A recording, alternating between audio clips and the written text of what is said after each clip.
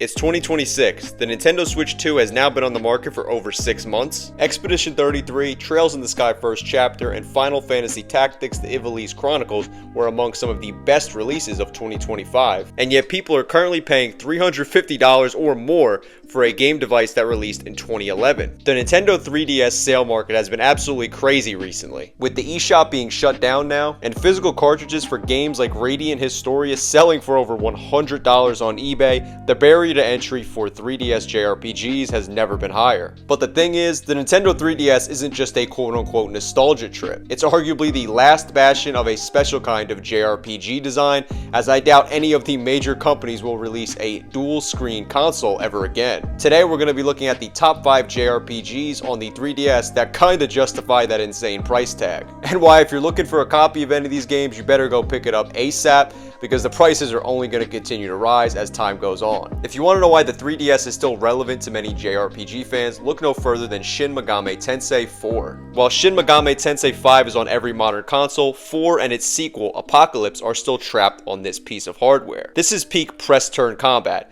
It's dark, it's oppressive, and the 2D sprite on a 3D background aesthetic looks incredible on the original screen.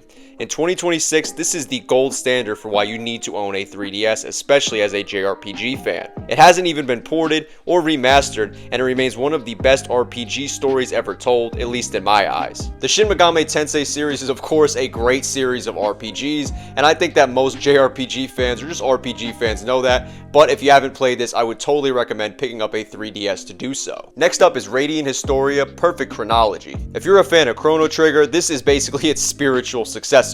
The problem? Finding a physical copy in 2026 will cost you more than a new Switch 2 game. But the value here is the density. It's a time travel epic with a grid-based combat system that is genuinely unique. Because this was late into the lifespan of the 3DS, it pushes the hardware to its limit. If you've recently picked up a 3DS or you're in the midst of trying to find one, I would definitely say this should be one of the first JRPGs that you play when you do pick one up, or if you have one currently. The third game on this list is Etrian Odyssey V. You could really argue this is the most important entry on this list. You can play Etrian Odyssey on PC and Switch now, but those versions feel, I guess you would say, wrong. The 3DS was built for this series, using the stylus to physically draw your own maps on the bottom screen while exploring a brutal dungeon on the top is an experience you simply cannot replicate. And this game might be the best example of why everybody should own a 3DS at some point, just due to how well it utilizes the tech and the design of the system. In the era of 4K graphics, there is something extremely satisfying about the tactile nature of Etrian Odyssey V. Etrian Odyssey V, though, did genuinely surprise me upon picking it up in late 2017, and this was a game that honestly I didn't expect to pick my 3DS back up to play, as I was already, super deep into my Nintendo Switch that I had gotten earlier that year. But Etrian Odyssey V is a great game, and I totally recommend it if you could find it. The fourth game on this list is Fire Emblem Echoes: Shadow of Valentia. With the hype for Fire Emblem Fortune's Weave taking over the Nintendo Switch 2 currently, and that is a game that I am very excited for, everyone is looking back at the series' roots. Echoes is the black sheep of the 3DS trilogy, but it's probably the most premium feeling if I had to say that. With full voice acting, dungeon crawling in 3D, and a presentation that honestly holds up against most handheld games, I would say, this is one that you definitely need to pick up, especially if you have a 3DS, or like I said, you're thinking about picking one up. While Fire Emblem Awakening saved the franchise, Fire Emblem Echoes perfected the 3DS formula. It's a must-play before the next gen of Fire Emblem moves us even further away from this classic style, and I would totally recommend picking this game up. Shadows of Valentia is genuinely a great experience that I loved a lot when I first played through it, and if you're excited for Fortune's Weave, then I would 100% recommend going back and playing this game if you haven't already. The fifth and final game that we have on this list is Dragon Quest VIII. Yes, of course this is a PS2 port, but the 3DS version is honestly my favorite way to play this game, and it added visible monsters on the map, new party members, and instant alchemy. It turned a massive couch RPG into the ultimate commute RPG to play on the go. With a lot of the talk currently being on the Dragon Quest VII reimagined game that will be coming to the Switch 2 very soon, I would say you definitely should hop into this game at some point, as this is a phenomenal JRPG and honestly one of my favorite Dragon Quest games, especially the 3DS version. Even in 2026 still, the sheer amount of content in the 3DS version of this game is honestly staggering. If you're paying around $300 $200 or more for a console, you want a game that's going to give you at least 100 hours or more of gameplay. And well, the game that's going to give you a full 100 hours worth of joy is definitely this game. Well, of course, I would totally recommend the Dragon Quest VII port on the 3DS, as that is also my favorite version of Dragon Quest VII to play,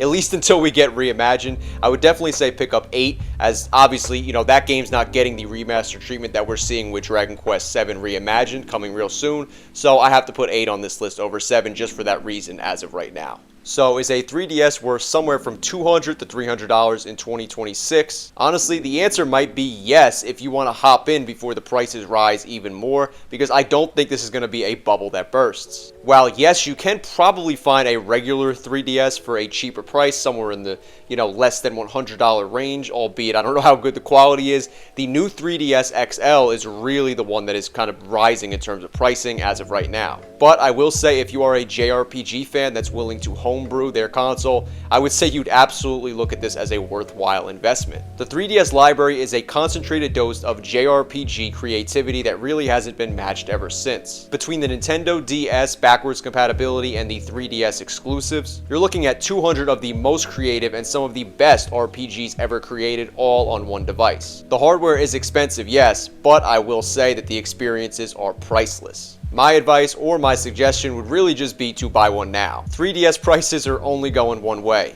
and that way it's definitely up. I want to know down below in the comments section if you agree or disagree with my list of the quote-unquote best value JRPGs you could find on the 3DS console. And if you enjoyed this video, then I'd definitely appreciate if you could give it a like, and if you're new to the channel, then definitely make sure to hit that subscribe button, as I have a lot of fun retrospectives, reviews, and breakdowns coming soon. Thank you all so much for watching though, and I am out. Peace.